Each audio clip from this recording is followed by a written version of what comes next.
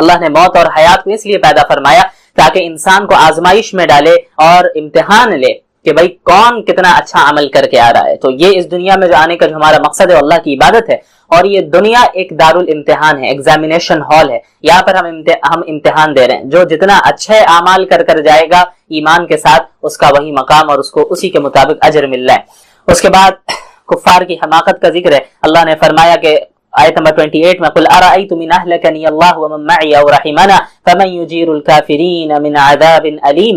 جو کفار تھے وہ نبی کریم صلی اللہ علیہ وسلم کے انتقال ہونے کا انتظار کرتے تھے. کہتے تھے کہ جب محمد صلی اللہ علیہ وسلم کی وفات ہو جائے گی تو اسلام ختم ہو جائے گا.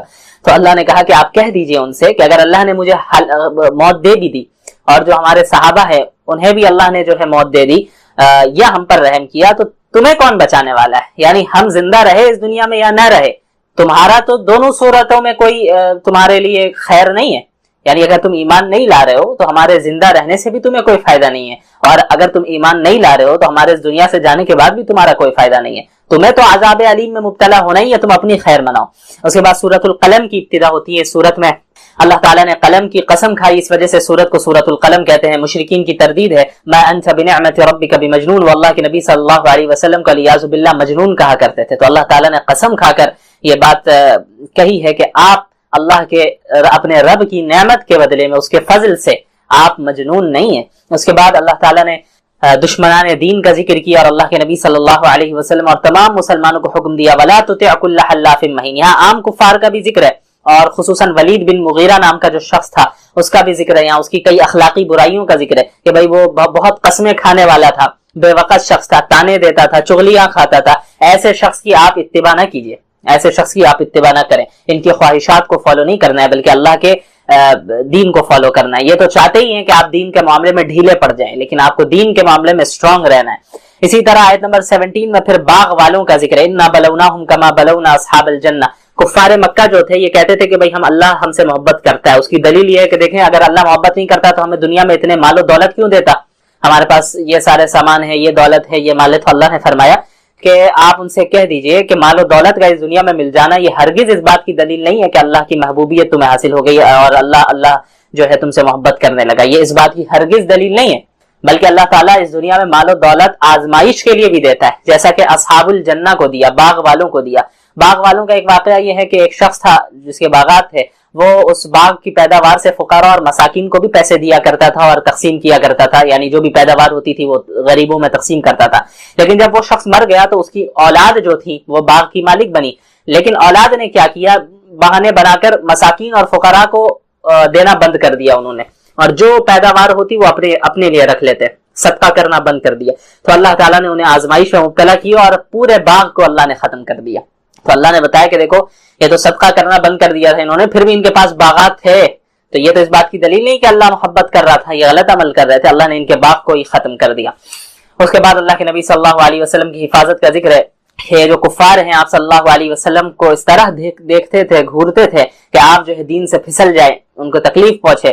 اللہ نے فرمایا وَإِن يَكَادُ الَّذِينَ كَفَرُوا لَيُزْلِقُونَكَ بِأَبْصَارِهِمْ کہ جب بھی یہ نصیحت سنتے ہیں، آپ دین کی دعوت دیتے ہیں تو آپ کو ایسا دیکھتے ہیں کہ آپ کو اپنی نظروں سے ہی نظر لگا کر ہی آپ کو پھسلانا چاہتے ہیں، اور یہ کہتے ہیں کہ آپ مجنون ہیں. علیاذ باللہ، ایسا نہیں، اور اللہ آپ کی حفاظت کر رہا ہے. اور یہ تو تمام عالمین کے لیے یہ نصیحت لے کر آپ آئے ہیں. اس کے بعد سورۃ الحاقہ کی ابتدا ہوتی ہے. حاقہ قیامت کو کہتے ہیں. پہلی آیت میں قیامت کا بیان ہے. الحاقہ ما الحاقہ وما ادراک ما الحاقہ، اس وجہ سے سورت کو حاقہ کہتے ہیں. سورت کے شروع میں جیسا کہ میں نے بتایا قیامت کے قائم ہونے کا بیان کیا جا رہا ہے، اور اس کے بعد پھر سابقہ اقوام یعنی قوم سمود، قوم عاد، قوم فرعون، قوم نوح کا ذکر ہے کہ کس طرح انہوں نے اپنے انبیاء کی تکذیب کی اور اللہ تعالیٰ نے انہیں عذاب میں مبتلا کیا اور ختم کیا.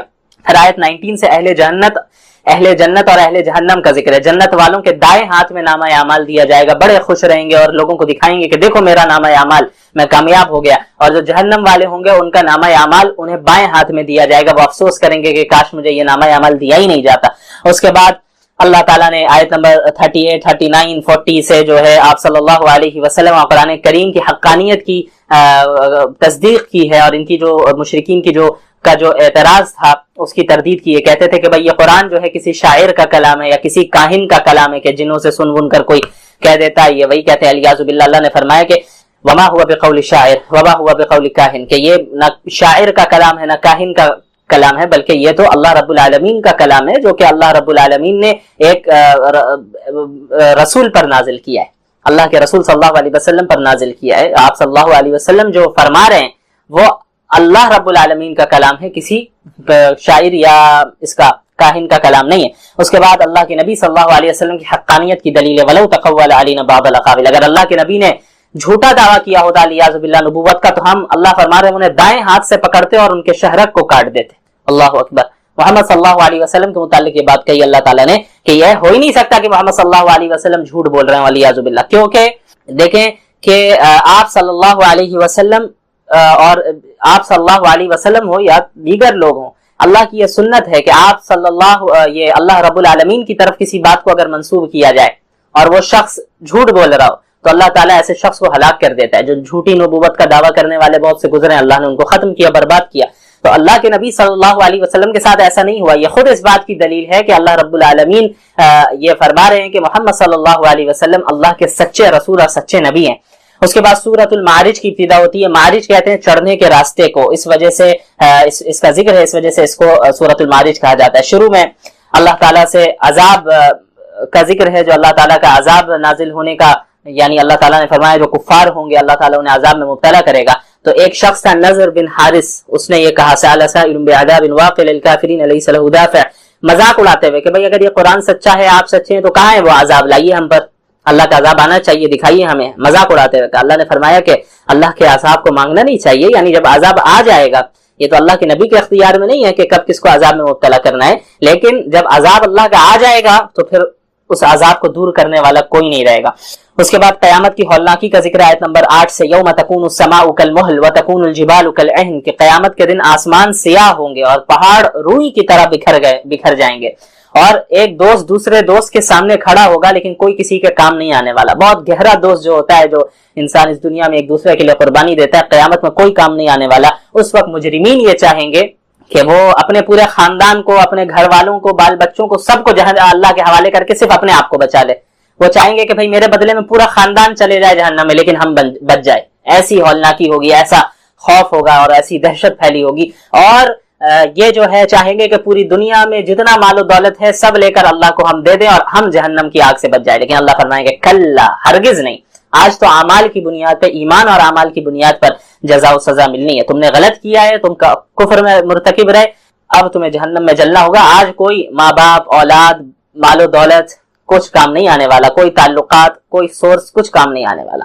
آج تو ایمان اور اعمال صالحہ کی بنیاد پر فیصلہ ہونا ہے۔ اس کے بعد قیامت کی ہولناکیوں کا ذکر ہو گیا، تو اب اہل جنت کا ذکر ہے، ان کی صفات کا ذکر ہے۔ الا المصلین الذین هم علی صلاتهم دائمون، کہ جو جنت والے ہوں گے جو نماز کی پابندی کرتے ہوں گے، فقراء مساکین کو صدقہ و خیرات دیتے ہوں گے، اس کے علاوہ اپنی شرمگاہوں کی حفاظت کرتے ہوں گے، جھوٹی گواہی نہیں دیتے ہوں گے، اس طرح کی صفات کا بیان۔ اس کے بعد فرمایا کہ یہ وہ لوگ ہیں جو اللہ تعالیٰ انہیں جنت عطا کرے گا اور باغات میں عزت کے ساتھ رہیں گے۔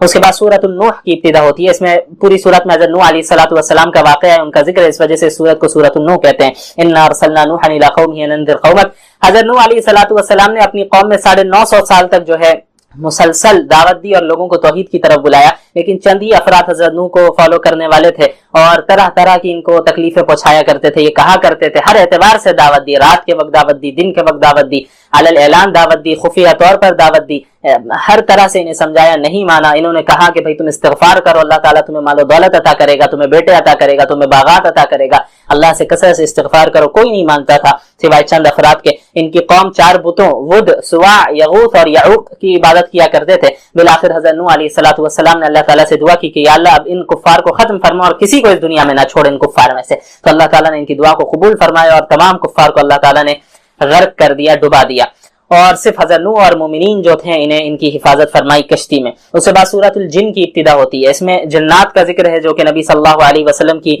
زبان سے انہوں نے قرآن کریم کی تلاوت سنی اور وہ ایمان لے آئے، تو اس وجہ سے سورت کو سورۃ الجن کہتے ہیں۔ جنات، یہ جو جنات ہیں یہ اللہ کے نبی صلی اللہ علیہ وسلم کی بعثت سے پہلے آسمانوں میں جاتے تھے اور کچھ خبریں لے آیا کرتے تھے۔ فرشتے آپس میں کچھ ڈسکس کر رہے ہیں جو آگے دنیا میں ہونے والا ہے، اللہ نے انہیں کچھ حکم دیا ہے، تو وہ باتیں خبر سن کے آ جایا کرتے تھے۔ لیکن جب آپ صلی اللہ علیہ کچھ 100% تو نہیں، بھئی تھوڑی بہت باتیں سن کے آ کر جو ہے کاہنوں کو بتاتے، لیکن جب اللہ کے نبی صلی اللہ علیہ وسلم کی بعثت ہو گئی تو پورے آسمان میں اللہ نے جو ہے زبردست طریقے سے یہ پابندی لگا دی کہ اب جن وغیرہ شیاطین وغیرہ آسمانی خبر کو نہیں سن سکتے جا کر. تو جب یہ جانے لگے آپ کی بعثت کے بعد تو انہیں فرشتوں نے جو ہے مار کر بھگایا وہاں سے, تو یہ پریشان ہو گئے کہ بھئی اب کیا ہو گیا, ایسا کیوں ہو رہا ہے, پہلے تو ایسا نہیں ہوتا تھا. لیکن پھر انہیں معلوم چلا کہ آپ صلی اللہ علیہ وسلم کی بعثت ہو گئی ہے. آپ صلی اللہ علیہ وسلم طائف سے جب واپس آ رہے تھے تو ایک مقام پر انہوں نے فجر کی نماز ادا کی, وہاں جنوں کی ایک جماعت نے آپ صلی اللہ علیہ وسلم کو قرآن کی تلاوت کرتے ہوئے سنا اور قرآن سے بڑے متاثر ہوئے کہ ایسا کلام ہم نے نہیں سنا ہے,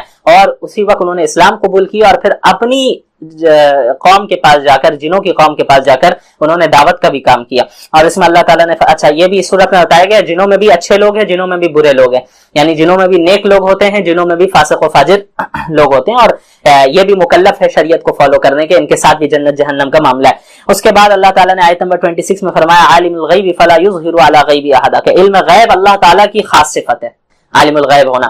لیکن اللہ جس رسول کو جتنی غیب کی خبریں بتانا چاہتا ہے اللہ تعالیٰ بتاتا ہے. کامل علم غیب تو صرف اللہ کے پاس ہے, اور بعض غیب کی خبریں اللہ جس نبی کو چاہتا ہے بیان کرنا وہ بتا دیتا ہے.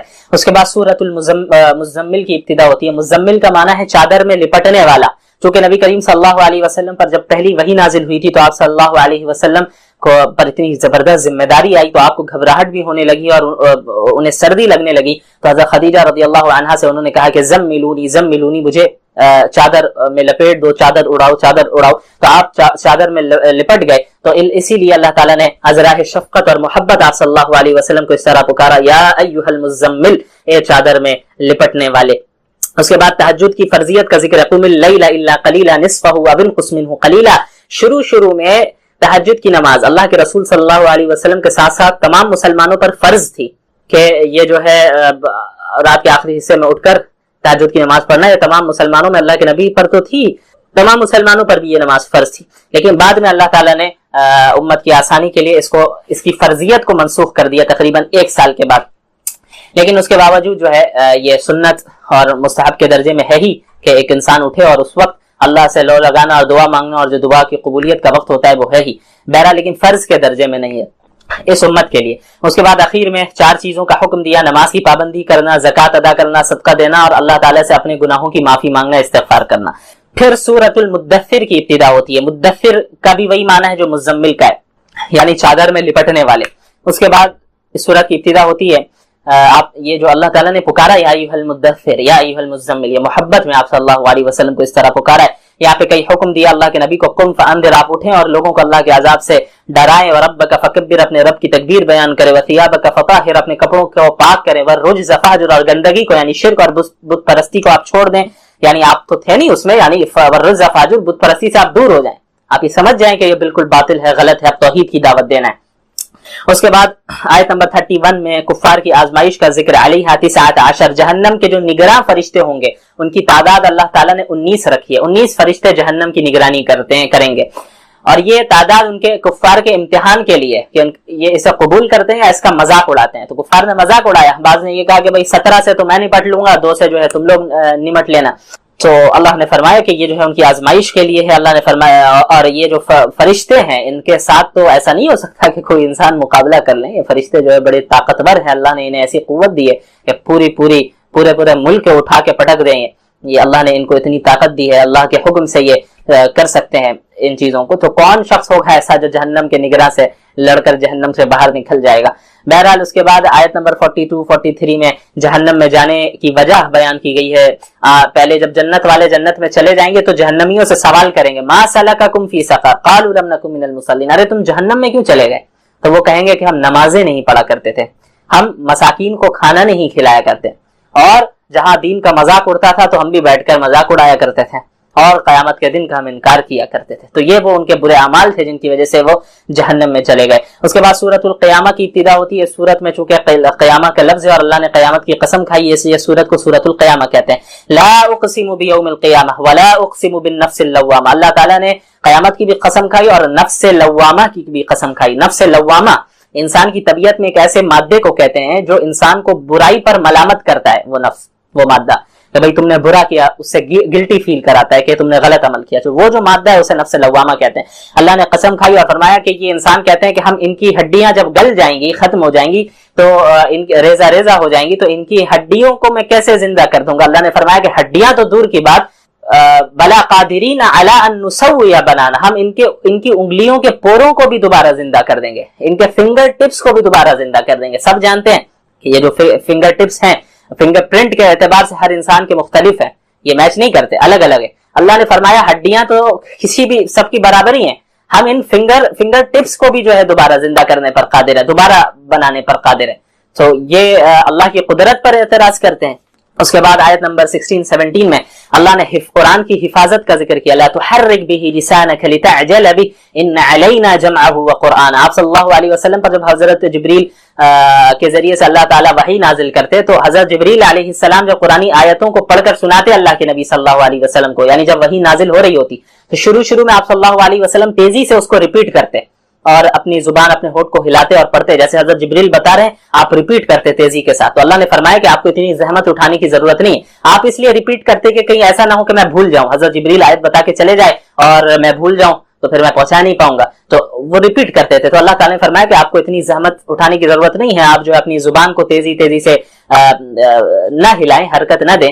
قرآن کو آپ کو یاد کرانا اور اس کو جمع کرانا یہ ہماری ذمہ داری ہے. یعنی ہم جو آپ پر قرآن نازل کر رہے ہیں تو آپ کو یاد بھی ہم ہی کرائیں گے، اس لیے آپ کو گھبرانے کی ضرورت نہیں، آپ نہیں بھولیں گے انشاءاللہ. اس کے بعد آیت نمبر 37 میں پھر جنت والوں کا ذکر ہے کہ قیامت کے دن ان کے چہرے تر و تازہ ہوں گے اور وہ اپنے رب کا دیدار کریں گے. قیامت کے دن اللہ تعالیٰ کا دیدار نصیب ہوگا اہل جنت کو. اور آیت نمبر 37 میں ذکر ہے انسانی تخلیق کا. الم یکن نطفۃ من منی یمنی، یا اللہ تعالیٰ نے انسانی تخلیق کے مراحل کو بیان کیا کہ انسان کو غور کرنا چاہیے. وہ تو ایک نطفے سے، ایک ناپاک قطرے سے اللہ تعالیٰ نے اسے پیدا کیا، تو اللہ تعالیٰ اس پر قادر نہیں ہے کہ انہیں دوبارہ زندہ کر دے گا. کس طرح انسان ایک نطفہ تھا، نطفے کی شکل میں تھا، اور کس طرح اللہ نے اسے ہٹا کٹا انسان بنا دیا، الگ الگ نعمتیں دی، اسے قوت دی، بول سکتا ہے، دیکھ سکتا ہے، سن سکتا ہے. تو وہ اللہ کے اس پر قادر نہیں ہے کہ اس کے مر جانے کے بعد اللہ اسے دوبارہ زندہ کر دیں. سورۃ الدہر کی ابتدا ہوتی ہے، دہر زمانے کو کہتے ہیں. پہلی آیت میں چونکہ یہ لفظ موجود ہے هل اتى على الانسان حين من الدهر لم يكن شيئا مذكورا، اسی مناسبت سے سورت کو سورۃ الدہر کہا جاتا ہے. تو اس میں انسان کی حیثیت بتائی گئی کہ اللہ نے فرمایا کہ ایک زمانہ انسان کا تو ایسا تھا کہ وہ کوئی قابل ذکر چیز ہی نہیں تھا، یعنی وہ تو کچھ تھا ہی نہیں. اللہ تعالیٰ نے جو ہے پھر اسے نطفے سے پیدا کیا اور اسے قابل ذکر بنایا. اللہ نے جو ہے اسے نعمتیں دی، اللہ نے اسے آنکھیں دی، کان دی، ہاتھ دی، پیر دی. تو یہ اللہ نے بعد میں اسے عطا کی ہیں، ان ساری چیزوں کو اللہ نے عطا کیا ہے، اور اس سے پہلے تو یہ کوئی قابل ذکری چیز نہیں تھا انسان. تو اللہ نے جو ہے آزمائش کے لیے اسے پیدا کیا ہے، اور جب ہم نے اسے نعمتیں ادا کر دی تو اب جو ہے یہ کیا کرتا ہے، اللہ کی ناشکری کرتا ہے، اللہ کی نافرمانی کرتا ہے. بہرحال پھر قرآن کے متعلق اللہ تعالیٰ نے فرمایا آیت نمبر 29 میں جنت والوں کا ذکر ہے مستقل. جنت میں مختلف نعمتیں ہوں گی، وہاں نہ زیادہ گرمی ہوگی نہ سردی ہوگی. یعنی اللہ نے فرمایا کہ وہاں پہ دھوپ بھی نہیں ہوگی اس طرح کی کہ انسان پریشان ہو کہ اسے سائے کی ضرورت پڑے، جیسے اس دنیا میں ہمیں ضرورت پڑتی ہے، اے سی کی ضرورت پڑتی ہے، پنکھے کی ضرورت پڑتی ہے، گرمی اتنی زیادہ ہوتی ہے، وہاں اس کی بھی نہیں ہوگی. ولا زمہریرا، اور نہ ہی سخت سردی ہوگی. سردی بھی زیادہ ہو تو اس میں بھی تکلیف ہوتی ہے. بھائی اب جو ہے ہیٹر کی ضرورت ہے اور کمبل کی ضرورت ہے، اس کی ضرورت ہے، پانی کی ضرورت ہے، گرم پانی کی ضرورت ہے، اور طرح طرح چیزوں کی ضرورت پڑتی ہے. اور گرمی ہو تو اور دیگر چیزوں کی ضرورت پڑتی ہے. تو زیادہ گرمی ہو تب بھی تکلیف ہوتی ہے، زیادہ سردی ہو تو تب بھی تکلیف ہوتی ہے. اللہ نے فرمایا جنت میں نہ زیادہ گرمی ہوگی نہ زیادہ سردی ہوگی، یعنی بالکل خوشگوار ویدر ہوگا، خوشگوار موسم، کوئی ٹینشن نہیں، کوئی پریشانی نہیں. دنیا کی نعمتوں سے لاکھ گنا زیادہ بڑی نعمتیں کوالٹی کے اعتبار سے بھی کوانٹیٹی کے اعتبار سے بھی اللہ تعالیٰ عطا فرمائے گا، اور اس جنت سے کبھی نہیں نکالا جائے گا. وہاں کوئی ٹینشن نہیں، عیش کرنے کی جگہ جنت ہے، اسے اپنے ذہن میں رکھیے گا. الدنیا سجن المومن و جنت الکافر، یہ دنیا جو ہے مومن کے لیے قید خانہ ہے اور کافر کے لیے جنت ہے. کیوں؟ بس یہ یہاں پہ مزے اڑا رہا ہے، عیش و عشرت میں مبتلا ہے یہ کافر، آخرت میں اس کے لیے کوئی حصہ نہیں ہے. مومن یہاں پابند ہے، یہاں بہت سی چیزوں کو نہیں کر سکتا کیونکہ اللہ نے منع کیا ہے. ممکن ہے بہت سی چیزوں کے کرنے کی خواہش ہو، لیکن چونکہ اسلام میں حرام ہے، یہاں بچنا ہے، یہاں رکنا ہے. جس طرح قید خانے میں ایک جو شخص ہوتا ہے وہ ہر چیز نہیں کر سکتا، اس کو اپنے ذہن کو بنا لینا ہوگا کہ جب میں قید خانے سے نکلوں گا تبھی میں آزاد ہو پاؤں گا. یہاں تو نہیں میں ساری چیزوں کو کر سکتا. ٹھیک اسی طرح مومن بھی اس دنیا میں جائز چیزوں کو، اپنی خواہشات کو جائز طریقے سے پورا کرتا ہے، لیکن وہ خواہشات جو شریعت سے ٹکرائے اس کو دبانا پڑتا ہے، اسے پیچھے رکھنا پڑتا ہے۔ یہ جو لوگ نعرے لگاتے ہیں فریڈم کا کہ بھائی جو ناجائز خواہشات بھی ہے اس کو بھی انسان کو کرنے کا حق ہونا چاہیے، تو کریں آپ، لیکن پھر آخرت میں کوئی حصہ نہیں ہے، کلیئر بات ہے بالکل۔ فریڈم وہ ہے جو اللہ نے بتایا انسانوں کے، ناجائز خواہشات کو کرنے کے لیے آپ فریڈم کا لیبل لگا لیں، ہیومن رائٹس کا لیبل لگا لیں، تو یہ تو حماقت ہے، بے وقوفی، اور دوسروں کو بھی بے وقوف بنانا ہے۔ یہ اس دنیا میں اپنی خواہشات کو کنٹرول کرنا ہے، اللہ کو فالو کرنا ہے۔ جنت میں آپ جو چاہیں گے وہ بھی اللہ دے گا، اور اللہ اس سے بڑھا کر دے گا، اسی لیے فرمایا لہم ما یشاؤون فیہا ولدینا مزید، کہ جنت میں یہ جنت والے جو چاہیں گے اللہ انہیں وہ عطا کرے گا، اور ہمارے پاس اور بھی زیادہ ہوگا، اپنی طرف سے بھی ہم اضافہ کر کے دیں گے۔